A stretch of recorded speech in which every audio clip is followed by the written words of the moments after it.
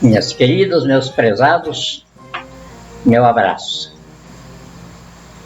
Minha referência especial ao grupo de veteranos do Exército Brasileiro, do Sargento Marcos Carminati.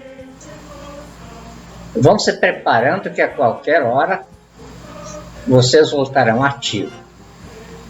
A pátria vos chama. Também coloco em alerta os fuzileiros navais que sempre estiveram comigo, desde a longínqua década de 1970, quando caçávamos bandidos terroristas por toda a América Latina. Confesso minha saudade do capitão Ciríaco, da minha inigualável equipe de S2, todos com baixa do Exército, para que não houvesse complicação. Porque eram super militares, eram máquinas da pátria. Saudade bastante dolorida do Coronel Carlos Alberto Brilhante Ustra. Carlos Alberto Brilhante Ustra. Eu não terminarei o meu período de governo sem levantar um monumento a este grande e insubstituível soldado da pátria. E ao meu cabo João. Como chorava o rei Davi, este mundo é um vale de lágrimas. Mas importa que na ausência dos soldados que Deus chama para os seus exércitos, a gente se tempere e cada vez fique mais convicto da convicção pela pátria. E desde já convoco os paraquedistas do Tenente Cardoso. Cumpriu-se a advertência do meu irmão. Estes que nós não vamos matar agora, vão se multiplicar, destruir tudo que nós construímos, vão roubar tudo que o país tiver que possa ser roubado, vão jogar a nação ao banditismo, a pátria ao abismo, e vamos ter de matá-los do mesmo jeito depois. Que meu irmão queria dizer: se tínhamos de fazer o serviço, e era esse o serviço, deveríamos ter feito naquele tempo. Presidente Figueiredo, que deu a ordem para parar, me confessou depois que o fracasso da marcha da família com Deus pela liberdade em 64 foi ele ter aceitado ser presidente do Brasil antes do tempo.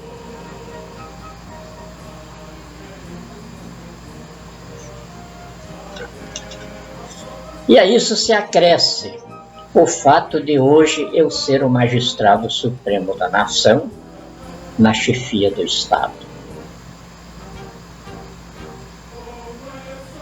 E tinha convicção imodificável de que a criatura humana não foi feita para ser presa. E por isso eu sempre tive um certo nojo de juiz. Coloquei muito juiz à disposição. Não sei porquê, talvez em encarnação passada tenha tido alguma coisa com juízes.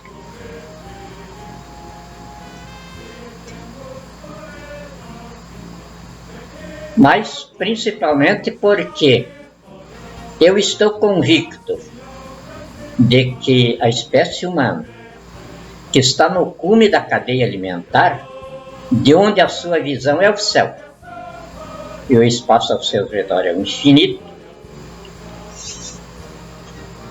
ela não tem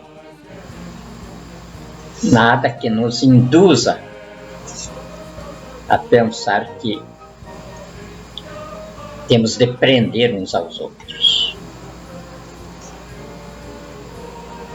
E então, com esta minha convicção, hoje magistrado supremo da nação,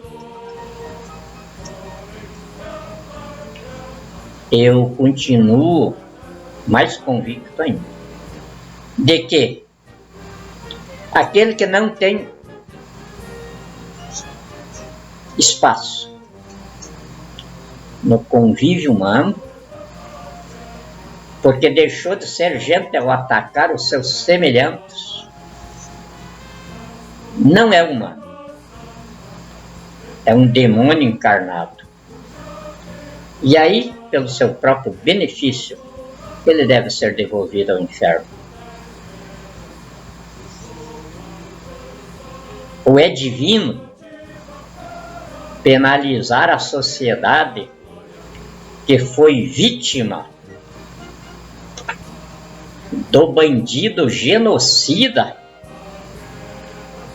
que ele exterminou mais de 11 milhões de pessoas em 16 anos. Suportá-los em prisão ao custo que está sendo colocado pelo bandido que começou isto, Luiz Inácio Lula da Silva, R$10.000 por dia.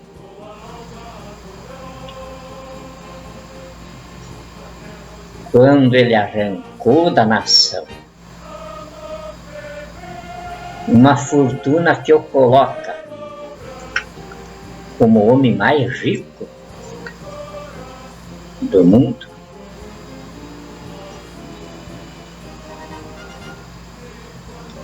com esta introdução na instituição da presidência da República, com os generais Geraldo Antônio Mioto, Ilques Barbosa Júnior, comandante da Marinha, Edson Leal Pujol, comandante do Exército, e Antônio Carlos Moretti Bermudes, comandante da Aeronáutica, transmito à nação mais uma mensagem do governo do Brasil empreendido pelo povo nas seguintes informações. Aos empresários, ou melhor, aos empresários importadores. O Brasil não vai mais importar nada. Todas as indústrias lá de fora que têm mercado consumidor no Brasil já estão sendo convidadas a se instalar aqui. Não haverá restrições de nenhum tipo às mesmas, mas a produção que destina ao mercado brasileiro deverá ser gerada aqui. A globalização que jogou o mundo a este labirinto econômico escravizado ao banditismo do sistema financeiro que sustenta no Brasil a tirania oligárquica transnacional corporativa terrorista de bandidos, nos deixou com a corrupção e o roubo do país, ao grau de 94 pessoas sendo assassinadas por dia só nos corredores de extermínio do SUS. A nossa força de trabalho, de 105 milhões de pessoas, com 46 milhões sem cobertura econômica de sobrevivência digna. No país falido, sob uma dívida pública global entre 7 e 9 trilhões. Deste convite estão excluídas as montadoras de veículos, porque dada a toxicidade que os veículos causam ao meio ambiente de cuja estamos colhendo um índice de 88,9% de doentes, com uma pessoa cancerosa em cada 3 pessoas diagnosticadas. A fabricação de veículo do tipo que circula hoje vai sofrer uma imediata reformulação industrial. Vamos ter o transporte de massa racionalizado por um sistema aviário de circulação humana limpo, fluente e descongestionado. Ele vai sair da imersão do Brasil ao campo econômico da indústria viária. Um campo econômico novo, a indústria viária do país, com um sistema de locomoção nova. Aos empresários do agronegócio, o Brasil não vai ter mais ladrões no poder, nem a política como campo de abrigo do roubo do país pelo crime organizado no governo.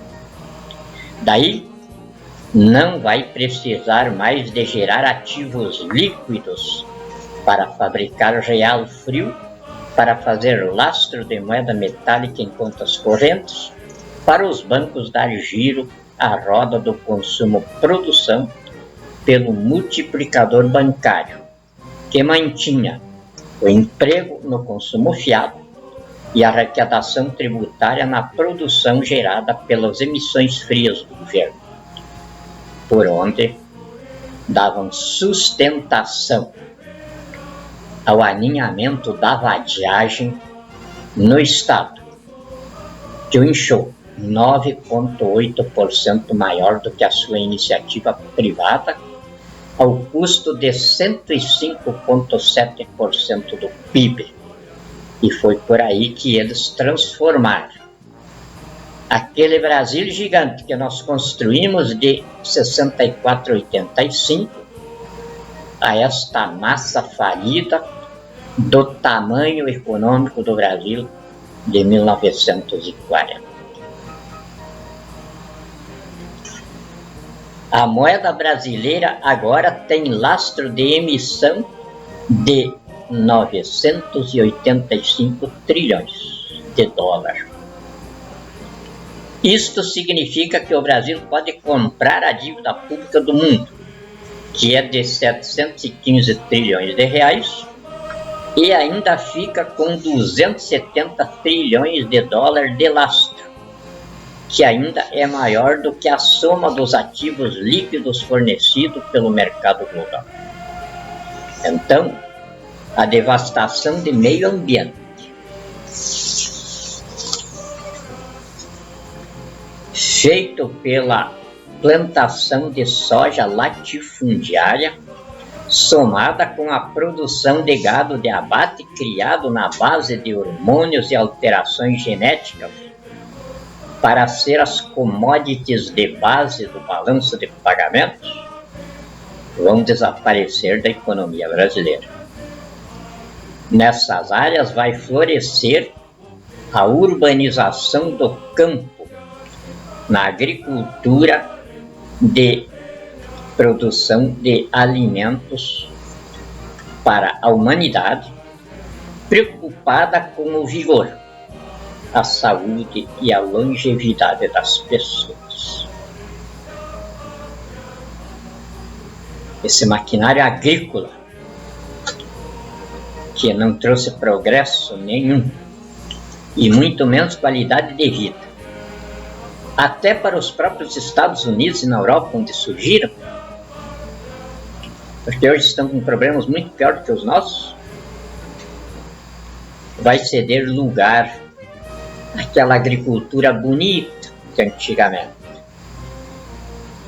É claro, o tratorzinho pequeno, o implemento racional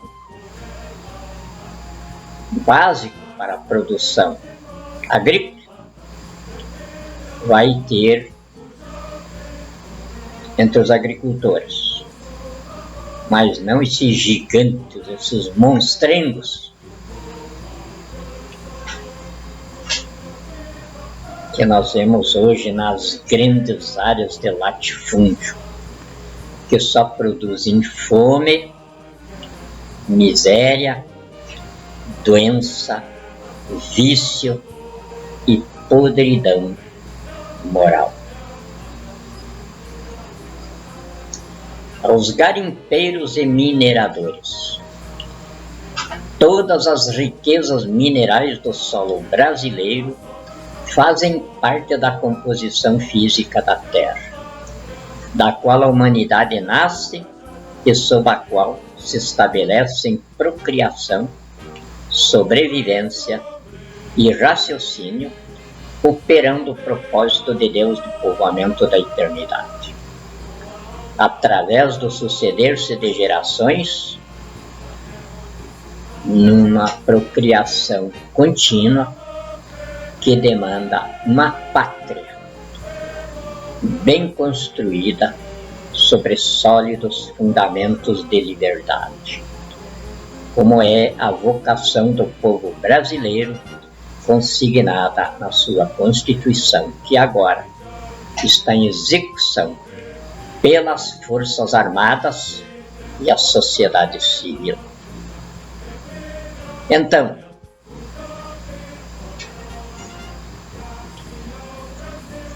os minerais de todos os tipos são riqueza infungível, que não é de nenhuma geração em particular. Por isto, todo o patrimônio mineral do Brasil já está requisitado ao patrimônio perene do povo brasileiro sob guarda do Tesouro Nacional. Os metais que forem necessários à instrumentalização de trabalho da nação serão extraídos por cotas bem definidas, liberadas e fiscalizadas pelo Tesouro Nacional sob vigilância das Forças Armadas. E nenhuma atividade extrativa em território brasileiro será facultada a estrangeiros. As minas de ouro e de outros materiais preciosos serão vigiadas por satélites equipados com descargas letais terríveis sobre quem violar os respectivos territórios. Ao mundo, todas as riquezas naturais do povo brasileiro estão ao benefício da humanidade toda, porém sujeitas a preço, exceto ouro, pedras preciosas e outros metais raros, que não serão extraídos do solo brasileiro, mas serão contabilizados no Tesouro Nacional para os fins a que servirem ao embasamento do progresso para a qualidade de vida. A cidade do Rio de Janeiro será empreendida como centro histórico, cultural, recreativo e de confraternização humana planetária do mundo. A cidade de Brasília será empreendida como jardim ecológico da Terra, de integração da espécie humana com a natureza e a espiritualidade em toda a exuberância e encantos do sistema biológico solar. Em Guarantã do Norte, no coração da Amazônia, será construído o Centro Científico do Santuário Ecológico da Terra, junto à Universidade Ecológica da Amazônia, franqueado a toda a humanidade estudiosa da sua relação com a criação e a consciência de espiritualidade que emerge dela. A população do Nordeste, dado o elevado teor de enxofre da terra do Nordeste, a economia nordestina será de criação e comercialização da fauna marítima. Será canalizada a água do oceano para os criadores da fauna marítima que, ao redor, sediarão as agrovilhas equipadas de escolas, centros recreativos, cobertura de saúde, frigoríficos modulares de avata industrialização da produção oceânica e cultura de flores, árvores para a produção de gás carbono e gado leiteiro. Com 2 cassinos nos polos turísticos escolhidos para o fluxo de visitantes e as indústrias que se agregam à base sideral de Alcântara. Informação à nação. A soberania do Brasil ainda não havia se efetivado.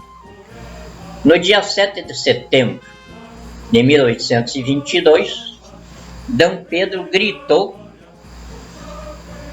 nas margens do rio Ipiranga: independência ou morte. Ao fluxo de uma incômoda desinteria, na qual ele gastou até as cartas de José Bonifácio. Por isso é que elas desapareceram. E instalou a colônia a viver o espetáculo da independência que nunca passou da acomodação familiar que D. João VI fizera entre os seus 2 filhos. D. Pedro era o herdeiro do trono, mas não queria saber de ser rei. Se apaixonou por isso pela colônia.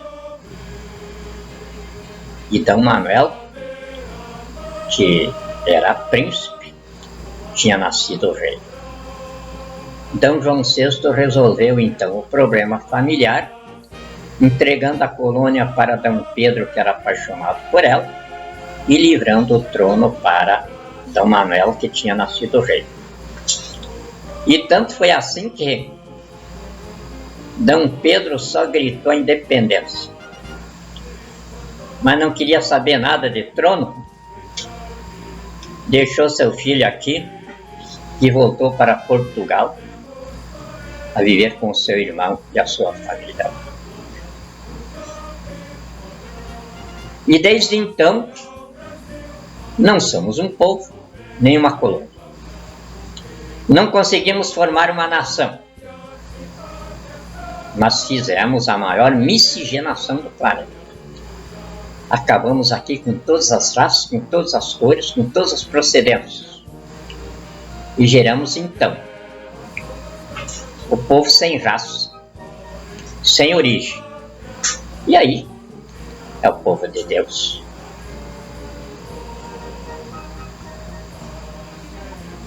E isso explica que Deus recebeu de muito bom grado dos descobridores a terra descoberta, que lhe foi entregue em posse no dia 26 de abril de 1500. E aí esperou que aqui se gerasse o seu povo, e então, com o seu povo agora gerado, ele veio para tomar posse da terra. Por isso, permitiu que, enquanto nós estávamos miscigenando a fusão de todas as raças para resultar a nação sem raça de Deus, desperdiçássemos as riquezas que estavam à flor da terra. Mas ele conservou os grandes cabedais um pouco mais abaixo. Temos um caso de uma mina de ouro que só numa pepita ela tem 600 toneladas. A mineradora escavou essa mina 170 metros de fundo. Faltando 4 metros, ela retirou o maquinário e foi embora porque só saía cascalho miúdo. Era coisa então própria para garimpeiro, não para uma mineradora daquele porte. 4 metros abaixo, só uma pepita pesa 600 toneladas.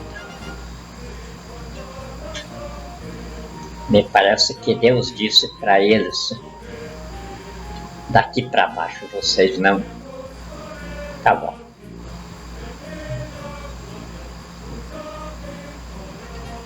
Temos uma outra jazida no centro de uma cidade que foi preservada da senha das mineradoras, com uma igreja que está construída no topo da jazida. Também tem algumas toneladas ali. Temos outras minas também que foram exploradas na superfície, e a grande quantidade do metal ficou intocado. Mas não é por eu ter colocado ao mundo o lastro de emissão da nossa moeda em ouro que possa ser o ouro esse lastro de emissão. Isso foi estratégia. Sabíamos que ia haver a corrida do ouro. E houve. Eu tenho em mão o levantamento da briga sobre o ouro, que incendiou pelo Brasil inteiro. Não ficou nenhum país de fora disso aí.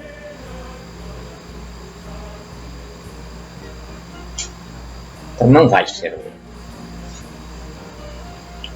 Vai surpreender o mundo o lastro de emissão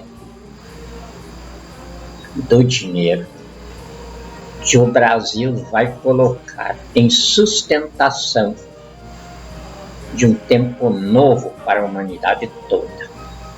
Não por imperialismo, mas como povo de Deus, na terra da promissão, dando presença a Ele, a humanidade toda,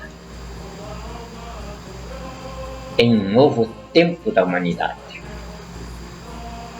para o qual até a própria Terra coopera com o encerramento do seu tamanho físico de massa, de fora em torno do eixo, em cujo tempo hermético era o homem que denominava a espécie e a regia. E agora, coincidindo com a vocação de liberdade do povo brasileiro, que começa agora a ser praticado, a Terra também encerrou o seu tamanho de massa e está na sua expansão cósmica, do seu tamanho, do seu volume físico para o seu leito galáctico, onde encerrou o tempo do homem e fez emergir o tempo da mulher. E com isso consertando a cabeça da humanidade, que era assim maluca, porque havia uma incoerência genética impossível da psicanálise, da psiquiatria resolver, porque ela implicava na Terra da qual nascemos. Era a mulher, a deusa da criação, como fonte da vida, está sob o domínio do homem, fruto do seu ventre. Isso era uma incoerência. Colocava o psiquismo humano de cabeça para baixo. E aí dava tudo isso que a gente vem assistindo em nossa curta vida já. Essa monstruosidade toda que a mulher absorve na sociedade humana. Mais ou menos parelho em toda parte, diferenciando o feminicídio, diferenciando os horrores aí, apenas de costumes de um povo para o outro. Mas a intensidade do horror, da selvageria, do satanismo é o mesmo. A Terra corrigiu isso agora. Nós temos levantamento feito por nossas equipes de inteligência que cuidam disso. As 4 pessoas mais poderosas do mundo são mulheres. As 5 mais ricas do mundo também são mulheres. Os cargos executivos de proa estão em mais de 70% ocupados por mulheres. E a mulher não deixou de ser a namorada, de ser a mãe, de ser a esposa. Está dando conta de tudo. Então isso é o trabalho que a Terra, porque a grande mulher na Via Láctea é a Terra. É ela que nos produz. É ela que é o planeta vivo. E a mulher, então, é a sua disseminação criadora no sistema biológico solar. Então, até isso, Deus fez coincidir com o nosso momento. E então, nós, as Forças Armadas Brasileiras, que estão instituídas nas Escrituras Sagradas como o único sacerdócio de Deus na Terra, sob o título sois ministros de Deus, que não portam a arma para intimidar, mas para manter a procriação humana livre da encarnação demoníaca.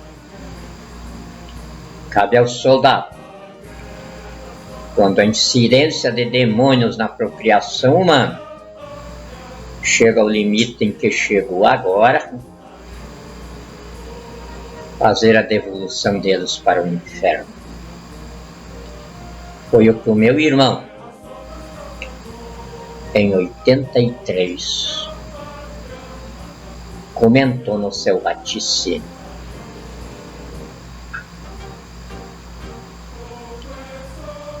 O homem não nasceu para ser preso. E o Brasil vai manter essa convicção. As prisões no Brasil vão ser esvaziadas. 85% dos presos já estão selecionados para serem integrados à Polícia Federal e às outras polícias especiais que nós vamos criar para fechar as nossas fronteiras.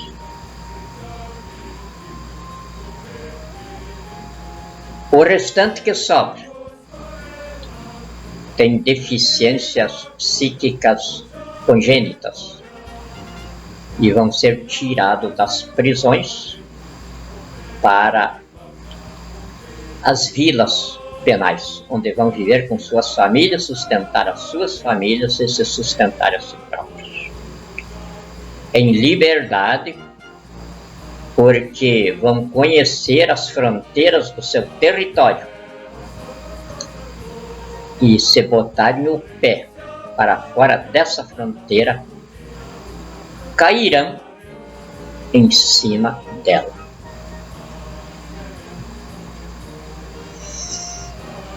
Assim é o Brasil que nasce.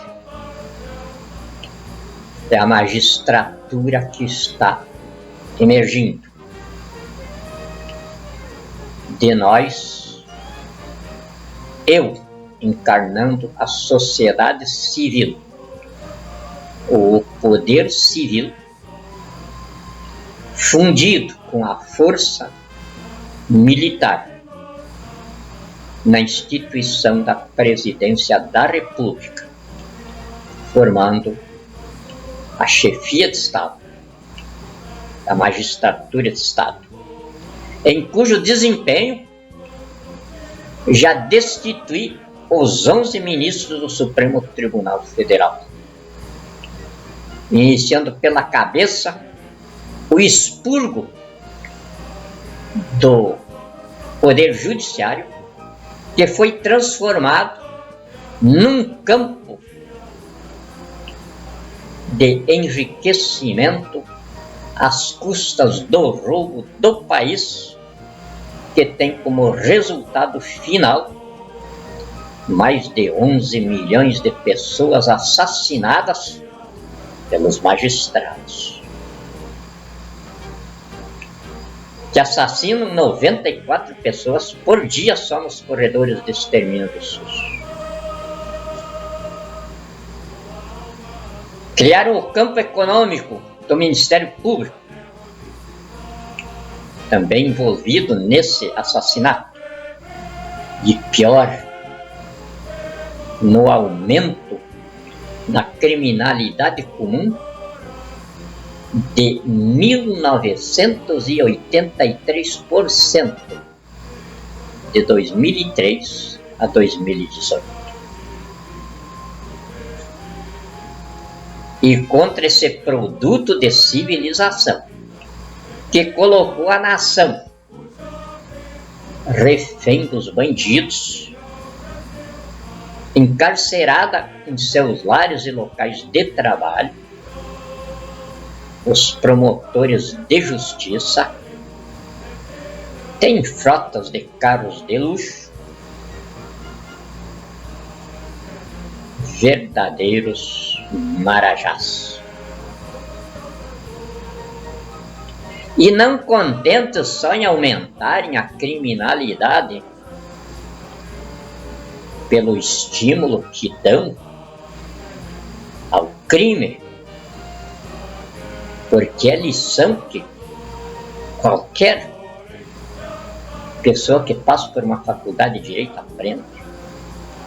Para tirar os bandidos da rua, você tem de tirar do poder aqueles que, no desempenho das respectivas investiduras, produzem a degeneração moral que os gera.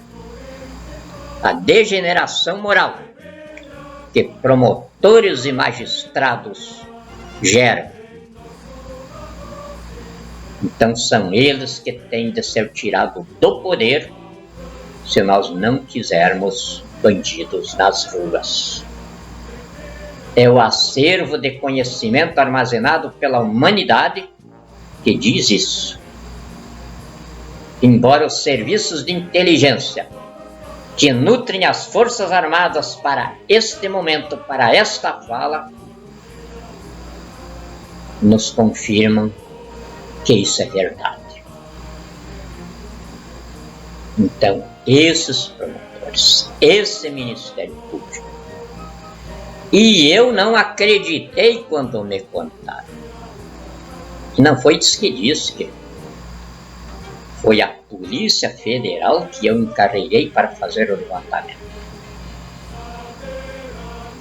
Me perdoem os senhores policiais, mas eu os acompanhei porque eu não acreditei. Os conselhos tutelares que há poucos dias elegeram de novo formam a maior quadrilha de bandidos, crápulas, cafajestes, covardes, que nem os próprios demônios despencados da latrina do inferno acreditam que não são. Em quadrilhas, crime organizado, com promotores de justiça, delegados de infância e juventude e conselheiros tutelares, com donos de motéis, organizam as crianças de 9 a 14 anos, as meninas, comandadas por 2, 3 ou 4 guris também de 14, 15 anos. E aí as meninas saem para a escola. Mas elas não entram dentro da escola. Elas ficam na rua. E aí, quando passam aqueles carrões, elas ficam lá se oferecendo. De repente, um carrão daquele para. E entram normalmente 2. Porque o sujeito que tem essa desqualificação, ele é um anormal. E aí tudo para ele é anormal. Até a sexualidade. E aí, ele leva as 2 para o motel. Aí, enquanto uma se prepara, o sujeito fica pelado, a outra do banheiro dá o local onde elas estão, e aí aparece o promotor de justiça, o delegado de polícia, o conselho de tutelar, e dão o flagrante no sujeito. A polícia chama isso de banho do suador. Aí ali o sujeito entrega o carro, entrega o saldo de conta corrente, tudo para o nome dele não sair à rua.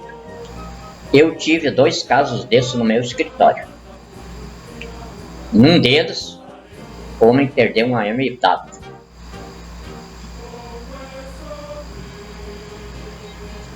É esta a sociedade que o PT e as esquerdas produziram nesse curto espaço de tempo que tomaram o poder. E que Jair Bolsonaro continua, porque chefe das milícias está envolvido com o narcotráfico.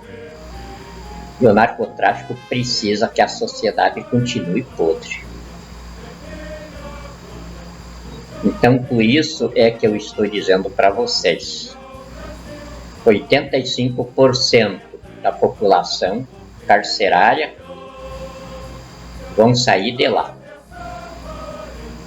Porque nós temos muito o que fazer na recuperação da sociedade brasileira. Por isso já mandamos preparar a Ilha das Cobras. E já temos um convênio com os Estados Unidos sobre a prisão de Guantánamo. Porque 11 milhões de pessoas eliminadas é o dobro do holocausto do povo judeu. Então é crime contra a humanidade que se repete agora. E aí é claro que esse pessoal vai ter de passar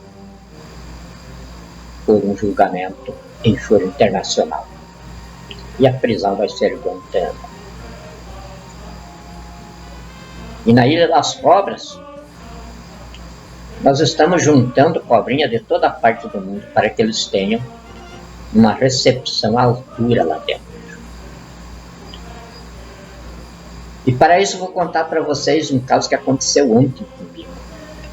Eu agora que estou já efetivamente na presidência da República, porque eu não estaria aqui com 5 generais formando comigo se não tivesse a responsabilidade pelo meu país nas minhas costas. Então eu costumo fazer como o De Gaulle fazia. Eu saio de vez em quando e me introduzo no meio do povo para me sentir o povo. E eu fiz isso ontem. E de repente aparece um sujeito, uma espiga de milho verde comendo. E eu já tenho dito para vocês, eu sou estrangeiro aqui. Eu tive muita dificuldade para me adaptar. Foram mais de 70 anos. E eu vejo as pessoas aqui na Terra pela espiritualidade delas, não pelo tipo físico. E às vezes acontecem coisas como aconteceu ontem. Eu vi na pessoa comendo aquele milho uma semelhança com um lagarto. E de repente ele era exatamente um lagarto, mas não comum aqui. Uma espécie meio histórico, mas muito feio. E era um ser humano. E aí comecei a olhar os outros ao redor e não eram muito diferentes. E aí eu me emocionei. De dó do meu povo.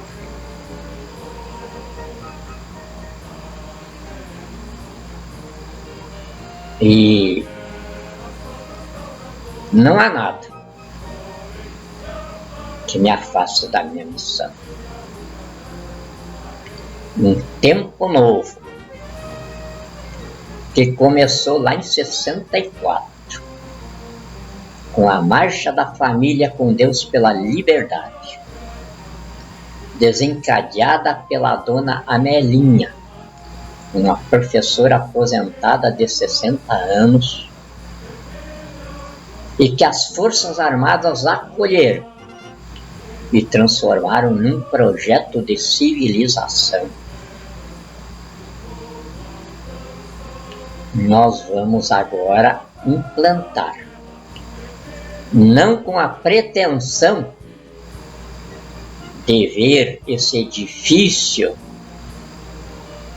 humano levantado, porque, como dizia Voltaire, a civilização é obra de doidos, porque só doidos se lançam a uma obra que eles sabem que não vão inaugurar.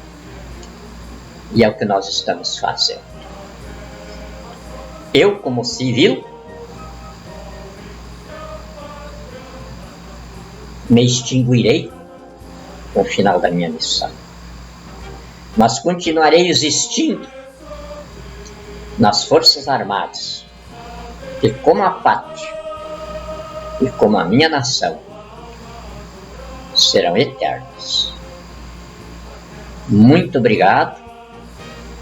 Deus nos abençoe e nos guarde a todos.